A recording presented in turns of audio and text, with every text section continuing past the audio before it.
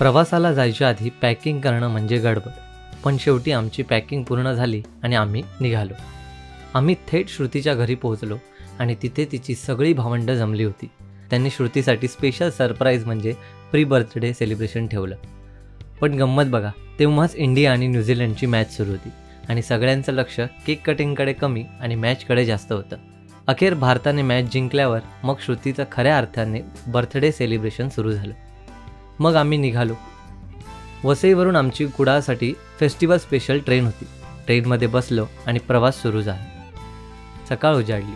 ट्रेनच्या खिडकीतून बाहेरचं निसर्ग सौंदर्य पाहत आम्ही गरमागरम चहा घेतला आणि प्रवासाचा आनंद घेत राहिलो.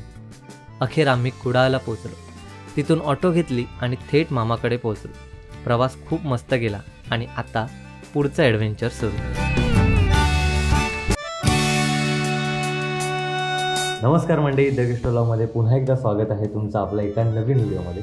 तर मंडळी, मुंबईपासून कुडाळला आता आपण थांबलोत आणि मुंबईपासून कुडाळपर्यंतचा प्रवास तुम्ही बघितला होता. सो आता संध्याकाळचे वाजलेले आहे बरोबर दुपारचे 3:45 होत आले. 11, 11:30 असं आम्ही कुडाळला आलो आणि आता आम्ही थांबलो आहेत कुडाळला आमच्या मामांकडे. आणि इथे नाश्ता वगैरे केला. मामीने घावणे चहा वगैरे बनवलेलं मस्त, त्यावरती ताव मारला. थोडा एक अर्धा तासाचा पॉवर मॅप घेतला. त्यानंतर मामा आले ऑफिसहून, जेवलो वगैरे आणि परत झोपलो. आणि आता आम्ही चाललो आहे एका ठिकाणी, खास अशा ठिकाणी. टायटल आणि थंबनेल बघून कळालंच असेल, पण आपल्यासोबत या प्लॅनमध्ये बरीच जण आहेत. कोण कोण आहे दाखवलं. श्रुती आहे, मामी आहे आणि पनू. सो आता आम्ही कुठे चाललो, पनूला विचार कुठे चाललो आपण आता? कायाकिंग करायला. खवणे बीचला चाललो आम्ही कायाकिंग करायला. आणि इथून किती वेळ तरी अंतर आहे? अर्धा तासाच्या अंतरावरती आहे. तर 2 गाड्या काढणार आहोत. एक पणू चालेल, पणू आणि मामी एका स्कूटीवर असतील, मी आणि श्रुती एका बाईकवर असू. म्हणजे मामांची बाईक घेऊन चाललो आम्ही. सो जास्त उशीर न करता पटपट निघूया आणि बाकीच्या ज्या काही गोष्टी आहेत त्या पुढे चला निघूया. चला.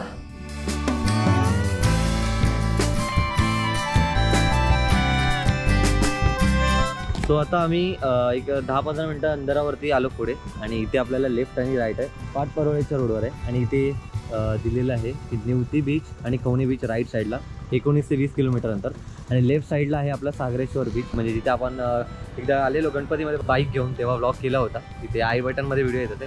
आणि आपला सिंधुदुर्ग विमानतळ आहे, जो चिपी विमानतळ, तो इकडेच आहे सर. आणि आपल्याला याच साईडला आता जायचं आहे ना. ओके. सो आपला खवणे बीच आहे 20 किलोमीटरला. तो 20 किलोमीटरचं अंतर आहे. आता चला, काय बरोबर अर्धा-पाऊण तास झाला आणि आम्ही येऊन पोचलेलो आहे फायनल डेस्टिनेशनला. आणि व्ह्यू काहीसा असा आहे, निळं शुभ्र पाणी. आणि इथे बरेच जण कायाकिंग चालू आहे. ते बघा इथे असा दरसाचा उंच उठ आहे, लाटा दिसते तिथे. आणि इथे आहे ॲक्च्युअली काय. सो फर्स्ट पाण्यात आतमध्ये जाण्यासाठी सेफ्टी आहे.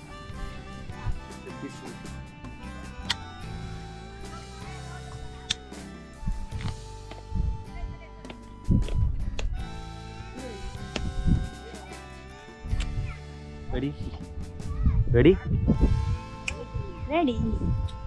सो मामी ऑलरेडीच रेडी झाले, पण रेडी. चलो. तर मंडळी 5 वाजत आलेत आणि आम्ही आता आलेलो आहोत स्वामी कायाकिंगमध्ये कायाकिंग करण्यासाठी. सो आम्ही 4 जण आता करणार आहोत कायाकिंग. आणि आपल्यासोबत आहे मनीष दादा आणि दिनराज दादा. सो आज आपले हे गाईड आहेत, हे आपल्याला घेऊन जाणार आहेत. कुठे काय कसं काय ते पुढे आपण करणार आहोत. तो सर्वात पहिला आपण कायाकिंगमध्ये जाऊया. आपण बोटमध्ये एकदम पुढे बसलेलो आहोत कायाकिंगच्या. आणि आपला गाईड आहे मनीष दादा, दिनराज दादा आणि आपली बाकीची मंडळी दुसऱ्या बोटमध्ये. सो आता आपण कुठे कुठे काय काय करणार आहोत दादा? आता आपण पूर्ण आतमध्ये बॅक वॉटर पूर्ण करायची आहे आपल्याला. ओके. आतमध्ये पूर्ण बॅक वॉटर आहे. इथून आतमध्ये गणपतीला जायचं आहे. बॅक वॉटर घेऊन तिथे मँग्रोव्ह सफर आहे. ओके. पूर्ण ते एक आमचं थंड हवेचं ठिकाण आहे वरती, भूतनाथ म्हणून. तिथे छोटासा एक धबधबा आहे, म्हणजे थोडा जरा पाणी येतं. म्हणजे तो आता या महिन्यात सुद्धा चालू आहे, फक्त जरा पाणी येतं. बरं. पाणी प्रमाण कमी आहे. आणि तिथे साईडला आंबा, पोपळी बिपळी सगळी झाडं आहेत. बरं. आणि एकदम थंड आहे ते वातावरण. ओके. आता आपण बरोबर एकदम समुद्राच्या एकदम तिथे आहे. वरती काय झाडी बिडी तसं काय नाही. आणि मँग्रोव्हसाठी म्हणजे कांदळवन आहे ते जरासं आतमध्ये आहे, बरोबर? ओके. सो आता मार्चचा महिना आहे, त्यामुळे धबधबा दादा म्हणतो आहे जर असं पाणी येतं. तर उन्हाळा चालू झाला आहे त्यामुळे सुकलं आहे. नाही तर एरवी हे आपल्या पावसाळ्याच्या नंतर म्हणजे गणपती नंतर चालू होतं, म्हणजे तेव्हा तर जोरदार पाणी असणार त्या वॉटरफॉलला, बरोबर? So let's see. ओके. गणपतीनंतर संगम बंद होतो, मग आमची बोटिंग चालू. ओके. हाय, काय सांगताय, ट्रॅफिक होतं काय? हा, ड्रायव्हर बरोबर नाही अभि. हा, आता बांधलंय काय? एक नंबर.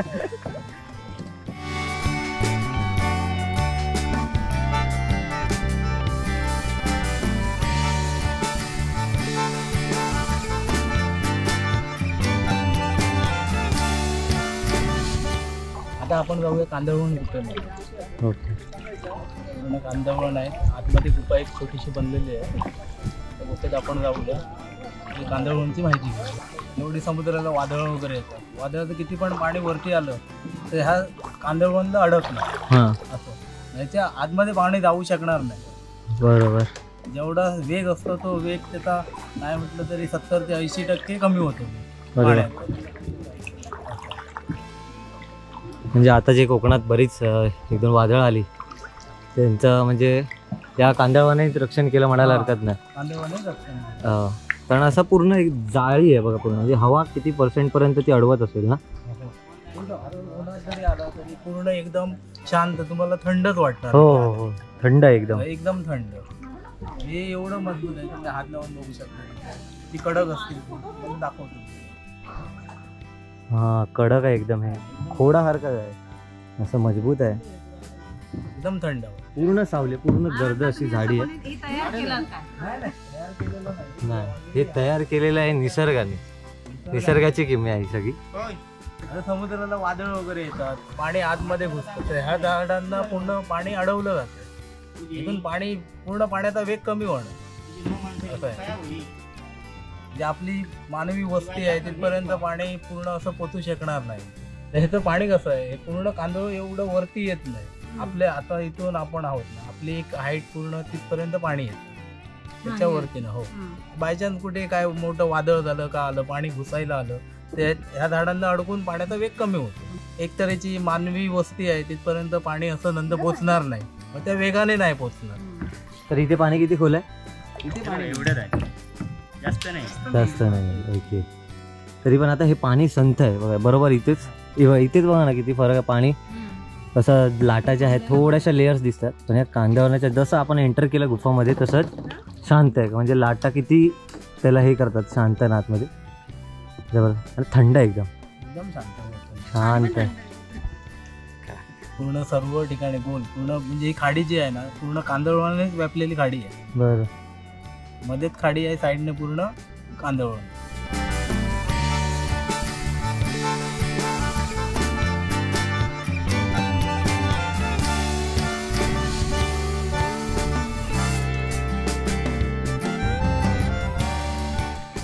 मध्ये एक ट्रान्सपरंट पण बोट आहे, ती तुम्ही बघू शकता. तो ह्या ज्या आपण बसलो ते आहेत नॉर्मल, आणि ह्या आहेत ट्रान्सपरंट बोट. कसं वाटतंय तुम्हाला? कसं, कुठून आलात तुम्ही? पुण्यावरून आलाय तुम्ही? पुण्यावरून. ओके. आता तुम्ही ट्रान्सपरंट बोट घेतली, म्हणजे काय त्याचा एक्सपिरियन्स काय, कसं काय सांगा? म्हणजे असं वाटतं पाण्यामध्ये तरंगतोय, काहीतरी वेगळं असं वाटतंय. ओके. आणि खूप छान चालत आहे. स्वामी काय ओके. आमच्यासोबत त्यांनी गाईड पण दिलाय, ती पण चांगला काम करत आहे. आणि ओव्हरऑल चांगला एक्सपिरियन्स आहे. चलो, बाय बाय. बाय. आम्ही पूर्ण फिरून आलो, ते ट्रान्सपरंट बोटचं पण बघून आलो, पण ही दोघं अजून तिथेच अडकली. यांच्या गाडीचं पेट्रोल संपलंय बघा. इथे लोकांना सरळ चालवता येत नाही, लोक उलटे चालवत आहेत. क्या बात आहे. सीधेही नाही असंही उलटेच आहे. हे भरवणं सुद्धा सोपं काम नाही आहे, ज्याचं त्याचं. म्हणून गाईड असेल तर पहिली गोष्ट काय, तुम्हाला योग्य त्या रीतीने घेऊन जातील, व्यवस्थित सुरक्षिततेची सगळी काळजी घेऊन, आणि या कांदळवनाची माहितीसुद्धा देतील. दोघांनाही फिरायला देतात, पण कसं जायचं, कुठे जायचं, कसं भलवायचं, ह्या सगळ्या गोष्टी तुम्हाला गाईड असेल तर बेटर पडेल. सो हे सकाळी किती वाजल्यापासून चालू होतं दादा? सकाळी 6:30 वाजल्यापासून चालू. 6:30 ते 6:30 ते संध्याकाळी 6:30. ओके. म्हणजे मावळेपासून, सकाळी उजाडल्यापासून दिवस मावळेपर्यंत.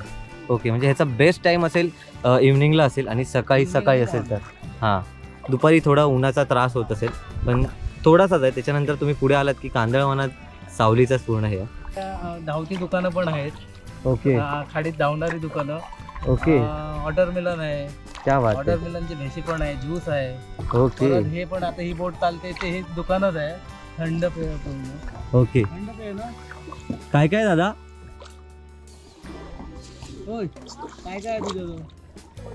कोल्ड ड्रिंक्स बघा, म्हणजे सगळ्या प्रकारच्या सर्व्हिस सोयी उपलब्ध आहेत तुम्हाला. फक्त एकच म्हणणं आहे की इथे आल्यावर कचरा वगैरे करू नका. हा बस आपल्या हातून काही चुकीचं निसर्गाला हानी पोहोचेल असं काही करू नका. बस एवढंच सांगणार. बाकी काय, कोकण आपलंच असा येवा.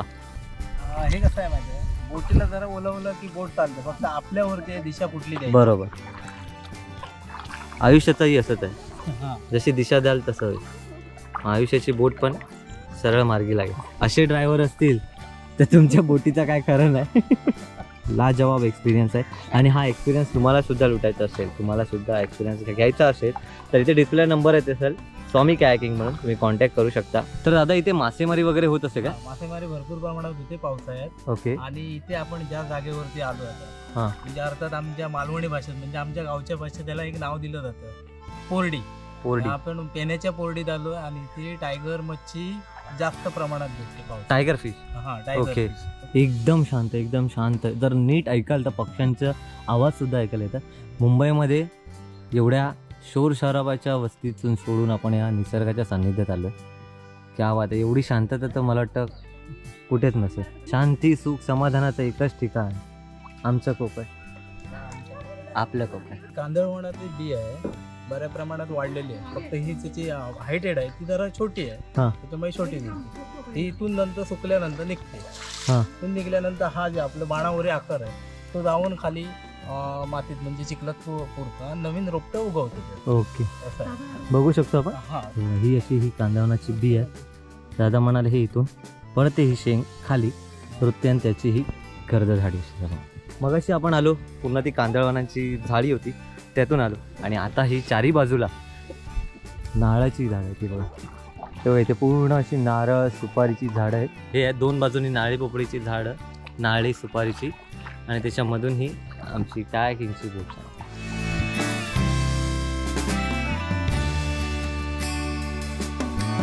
बोटमधून उतरलं, एंड आहे इथे. हे जे पाणी दादा म्हणत वॉटरफॉलसारखं, आता पाणी जरा कमी आहे, याचं जबरदस्त असं पाणी तुम्हाला बघायला मिळेल जर तुम्ही पावसाळ्यानंतर गणपतीनंतर वगैरे याल कायाकिंगसाठी. जबरदस्त असा व्ह्यू असेल इथून. आणि माझं लक्ष गेलं इथल्या फणसांवरती. काय झाडाला फणस लागलेत बघा, बरेचसे फणस लागले इथे.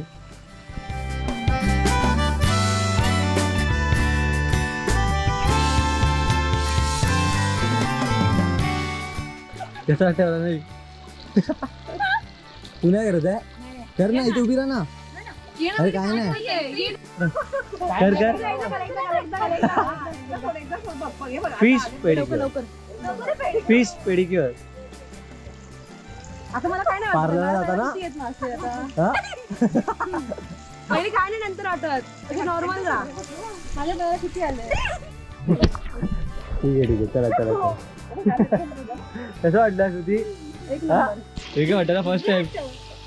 हे आमच्यासाठी नॉर्मल आहे. आम्ही नेहमी नदीत आंघोळ करायला जातो तर असे मासे पायाला अंगाला हे करायला येतात, त्यामुळे आम्हाला काय एवढं काय वेगळं वाटलं नाही. तर बीचपासून आम्ही बऱ्याच अंतरावरती आलो, एकदम एंडला आलो एकदम सगळ्यात. आणि एंडला हा यांनी फिश पेडिक्युअर केला. कसा वाटला मामी? मस्त मस्त. कसा वाटला आजचा एक्सपिरियन्स? कसा होता? एक नंबर होता एक्सपिरियन्स. सो हा एक्सपिरियन्स तुम्हाला सुद्धा अनुभवायचा असेल तर डिस्प्लेला नाव येत असेल स्वामी कायाकिंग म्हणून, आणि त्यांचा नंबरशी तुम्ही कॉन्टॅक्ट करू शकता. पॅकेज काय डिटेल्स असतील ते तुम्ही यांना संपर्क करून बोलू शकता, काय ऑफर्स वगैरे असतील त्या. आणि आम्हाला मनीष दादा आणि दिनराज दादाने उत्तम प्रकारे, एकदम भारी प्रकारे अशी माहिती दिली, त्याबद्दल तुमचं पण खूप खूप धन्यवाद. तर आता परत आपण चाललो परतीच्या प्रवासाला. तर इकडे येण्याचा सगळ्यात बेस्ट टाईम कोणता तुझ्या हिशोबाने? Morning evening. Morning evening. आणि कोणत्या महिन्यात साधारणतः यायला पाहिजे? ॲक्च्युली दिवाळीनंतर कधी पण आलं दिवाळीनंतर कधी? बरोबर, हो. चालेल. तर माझा पर्सनली विचारायला अनुभव एक नंबर होता. आणि आता मावळत आल्या, बरोबर वाजलेले आहेत संध्याकाळचे 6, आणि आम्ही आता निघालो आहे परतीच्या प्रवासाला. तर आमची बोट झाली, ॲक्च्युली आम्ही इथून शॉर्टकटने उतरलो होतो. आमची बोट गेली तिथे, दिनराज दादा तिथे गेला आणि तो तिकडून बोट पास करेल, तेव्हा आम्ही इथून जाऊ. बाकीची मंडळी इथून जातो. तर आता इंस्टाग्रामसाठी काही फोटोज आणि व्हिडिओज घेऊया. आणि आपल्या इंस्टाग्राम अकाउंटला तुम्ही फॉलो केलं नसेल तर डिस्प्लेला आपला आय डी येत असेल आणि डिस्क्रिप्शनमध्ये सुद्धा लिंक दिलेली असेल, जाऊन पटपट फॉलो करा.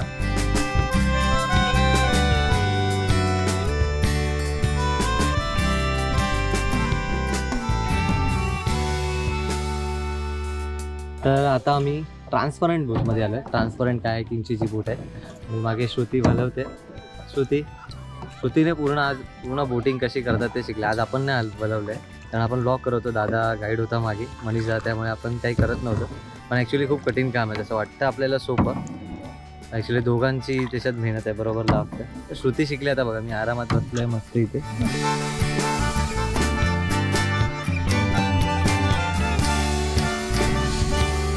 तर मंडळी जवळपास 7 वाजत आले आणि आता मावत आहे आणि आपला झालेला आहे वेग परतीच्या प्रवासाला जायला. तर ह्या दोघांमुळे आपली ही आजची राईड खास झाली, त्यामुळे थँक्यू सो मच तुम्हाला दोघांना.